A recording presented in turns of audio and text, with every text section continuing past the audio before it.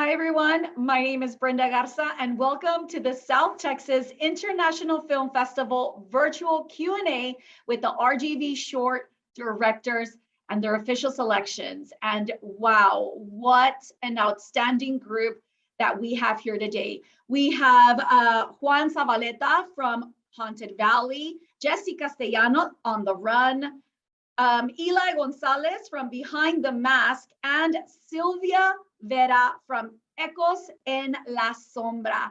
Thank you guys so much for being here with us tonight. Now, I do want to say really quick that we were having some technical difficulties. And of course, we do want you guys to see all the films that have been officially selected. So I urge you to please go onto our Facebook page and make sure to lock in Thursday at 9:10 p.m.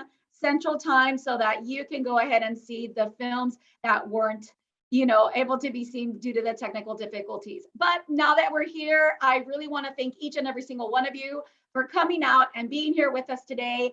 And let's start the Q&A. Hi, everybody. How are you? If you guys want to unmute, you are more than welcome. Hi, Brenda. How are you? Good to see you. Hello, everyone. How are you guys?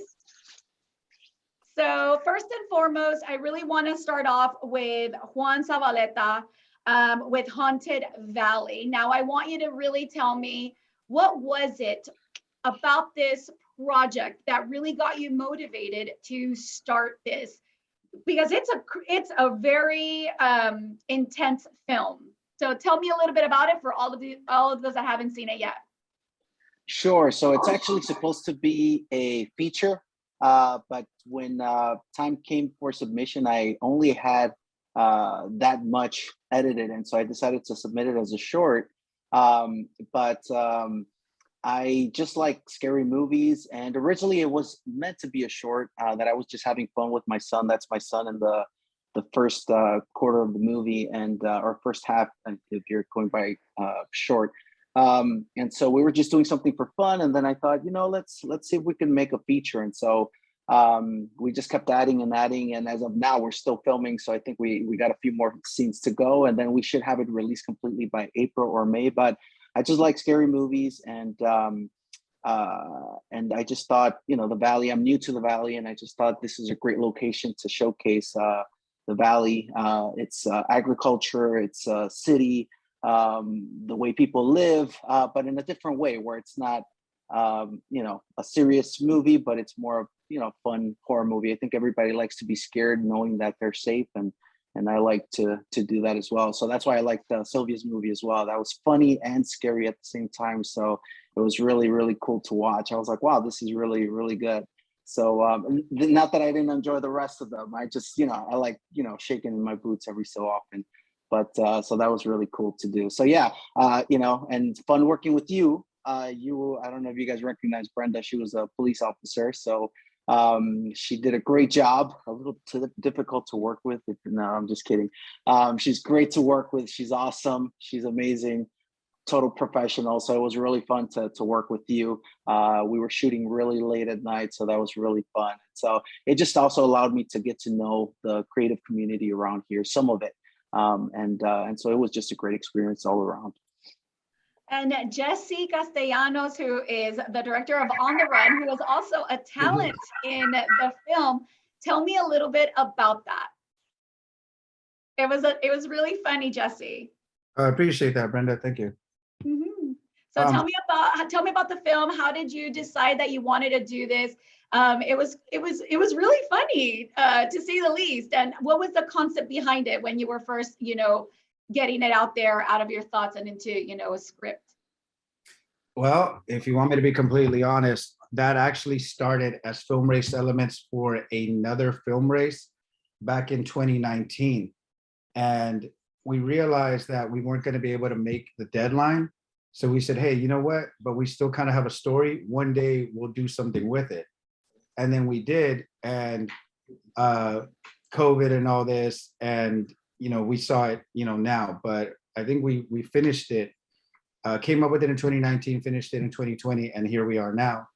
But yeah, it actually started as just 5 film race elements, and then Ceci Hinojosa came up with a story, and a little lack of sleep, a little bit of this, and we just started, just like it became something else, and we just did that. And I was looking at it today like, yo, what were we thinking? Like, what was that? We had fun. So I mean, that's pretty much all you can do when you're on set. You need to have fun. You can't take it too seriously. I mean, at least in my end, that's the way I've always seen it. Now, Eli Gonzalez, who is the genius behind The Mask, this was very thought-provoking. This film really gets you thinking about mental illness, about depression. Now, tell me a little bit about this film and why it was so important for you to get that out. Well, honestly, for me, I've had my battles with depression. Thankfully, I like to say I've been sober of negative thoughts for like 200 days already. So that's like fantastic. But I really wanted to get the message out there that mental illness is real and it does happen and people die from it. And, this story is how I was during that time. And the whole mask concept is that fake barrier of happiness that people use to hide their depression, their anxiety, their PTSD, and all that, like mental illness. And like for people to understand that people hide it so well that it doesn't even seem real, they need to know. And like the whole like suicide hotline at the end, it's like for anyone that really needs it and stuff like that. And like for the people watching and the people here now, I'm thankful for everyone that's here. It means a lot that you guys are like still doing your thing and stuff like that. And it's awesome. Thank you all. Well, that is an amazing topic, to say the least. And I think that more should be done concerning that. Mental illness is a thing, depression is a thing. And I think you did quite an amazing job trying to capture that. Now, for the female director of the bunch, Miss Silvia Vera, who is the director of Ecos en la Sombra. Now, Silvia, tell me a little bit about this. I personally really liked it as well, just like every single one of the films. But I liked it also because it was in Spanish. And, that's how you used a beautiful landmark here in Edinburgh, Texas, which is the Echo Hotel. And now tell me a little bit about your concept with this film and why you decided to really play on these folk tales that, everyone always hears about. Well, thank you very much for that. So the first time I went to the Echo Hotel, I fell in love with it. Like I knew I had to do something at some point there.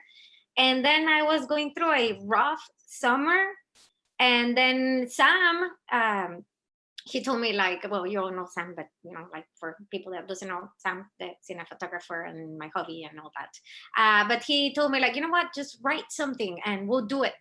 And I had like a lot of mixed emotions. So I wasn't sure like, what was I gonna do? So I did a first movie. Like this is the second part of the movie. The first one was, I think on the film festival in 2018, I believe.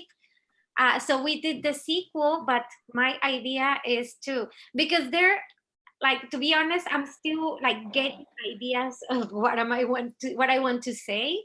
So it's been like a very interesting process for me, like it started in a very different way. And right now it went like somewhere else. And right now I'm working the third part when I am hoping to connect all the three stories. So like my idea is you can see the first one without needing to see the second one. So, but like I'm trying to put the pieces together so we can actually have like a story based on these people that it's trapped in that hotel. So yeah. Well, yes, I personally liked it. And of course, with every single one of the films, we get to see a lot of the local talent. Now, for a lot of our viewers who are watching, what do you say to them if they want to get into this industry, if maybe they want to get into one of your films? Now, this is going to all the directors. How is it trying to get these talented talents from the Rio Grande Valley, and where can they go if they want to get into this, especially because I know that a lot of you have films all the time that you're directing, producing, or writing a screenplay about it. Whoever wants to answer me that one. Who wants to go first? Okay. I'll just say, number one, just go for it. Two, this festival, especially this, follow this festival. Even if you just see the post on social media, you're gonna start knowing, where they have this, what's going on, meetups, especially because Brenda hosts those, and then audition notices because Brenda also does that. So follow, I hate, like, sorry for the shameless plug, but I'm gonna be real, follow South Texas International Film Festival. And that right there is just a great gateway to like meeting other people and finding out about auditions, and just go for it. Silvia? Yeah. Or Juan, I'm sorry. No, that's fine. No, I personally casted my film using one of the a couple of the Facebook groups. So I think there's like an RGV Valleywood, and then there's another one. So that's kind of where I found the film community, and then obviously I had found you guys before when I had submitted my first feature in 2017, and so I knew about you guys. I've been following you guys for a while, and so I say just look into the Facebook groups, and as he mentioned, as Jesse mentioned, follow you guys, and the groups. I attended one of my first groups with you guys a few months ago, and it was awesome. Got to meet other filmmakers, got to meet, and actually got to help out with the sound editing, and actually some of the editing for the RGV Borderlines. So meeting Ray through that, and realizing that I could, contribute something to their project in that sense. So it's a great way to just be able to network. And so just find any way. But again, nobody's from Hollywood here. This is a great way, a great place to start, and get your hands dirty and get some experience. And so we're, like you said, we're always casting, whether it's a small project, a big project.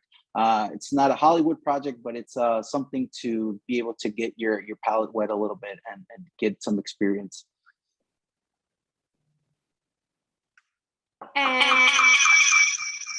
Feedback. Sorry. And Jesse. Well, yeah, I agree to the pages, but also follow us. if you have like, we have Facebook pages, and they are, well, mine, it's maybe not as active as I should, but every time I have an audition, I post it there, either on Silvia Vera or Girandova Producciones.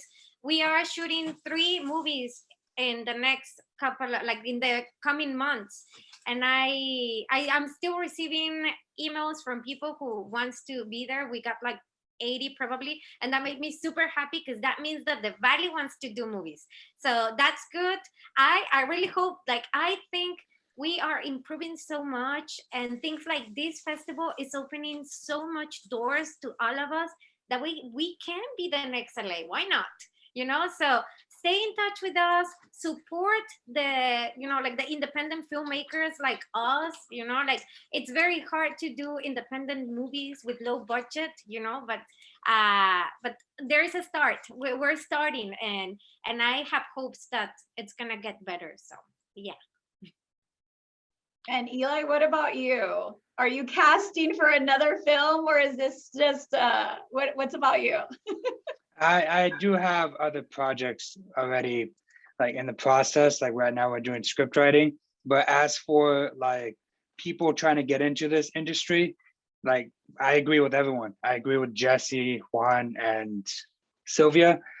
I agree with them, like these film festivals, like South Texas International Film Festival and Cine Soul, all those type of film festivals, you guys post networking opportunities. Those networks can lead to projects and to meeting friends, meeting new groups, and like always keep tabs on everyone, and it just grows. And like the Valley's name for filmmaking and movies and stuff like that, it just grows, and like we become known. We get put on the map. So like represent. Yes, definitely. Now, Juan, you are from out of town. I think you came from, was it Chicago? Did I get Yes, that one yes, right? Chicago, Awesome. yes. So you're from Chicago, you're new to the Valley, and what do you think of the areas? Now, for a lot of our viewers who are not from the southern region of Texas, South Texas, or the Rio Grande Valley, we do have a lot of locations. Now, here in Edinburgh, we are a film friendly, and there are other cities here in the Rio Grande Valley who are film friendly. Now, coming from Chicago, what do you feel is, what do you think of the locations to be able to shoot here, especially for a lot of filmmakers that might not know of the Rio Grande Valley? So to be honest, I had never heard of the Rio Grande Valley up until about 7, 8 years ago.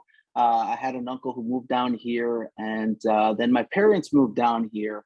I had considered moving to Austin after visiting it, but then when I came to visit my parents, I really liked the area.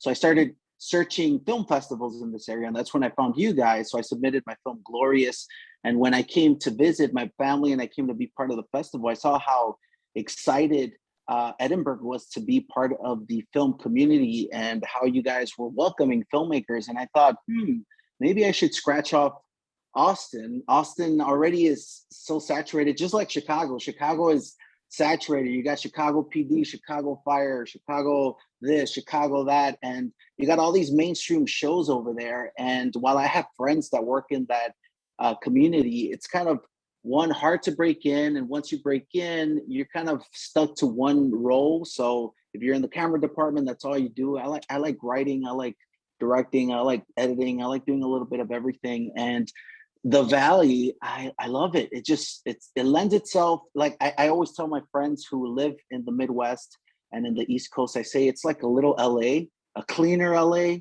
because I've been to California many times. I'm like, it's cleaner, it's safer, it's nicer, and people are friendlier. And so I love it. And so I really hope to just be like, the palm tree is not originally from the Valley. And so I want to be like the palm tree that plants its roots here and becomes part of the awesome landscape of artists that are already planted here. And so I love it. And I hope to be able to be part of the artistry that is already here. And again, you guys are awesome for just showcasing the local filmmakers, local artists, and celebrating them, because you guys validate the work that we're doing. And so I love it. I'm in love with the Valley, and I hope that this is where we can establish it. Like Sylvia said, this could be the next production hub, the next Hollywood. Right now, Atlanta's kind of taking over, but I believe that in the next 20, 30 years, this could be it as well. The ones, we can't, no podemos despreciar humble beginnings. It's like we're starting from little and small, but I believe that we can very quickly grow into something bigger and something very established. So I love it. Well, guys, I honestly, I don't know if we have any more time. Magdiel can give me a high five or not. I really want to continue this conversation, especially because it's so dear to my heart, where I absolutely want the Rio Grande Valley to be in Austin. And I know that a lot of filmmakers that have been coming down here, that they really do want this to become the next Austin. And when you talk of Austin wasn't on the map either. Everything was in LA, and slowly but surely, Austin became, the film making, center of Texas. And I think that the Valley is ready for that. What are your thoughts on that, Silvia?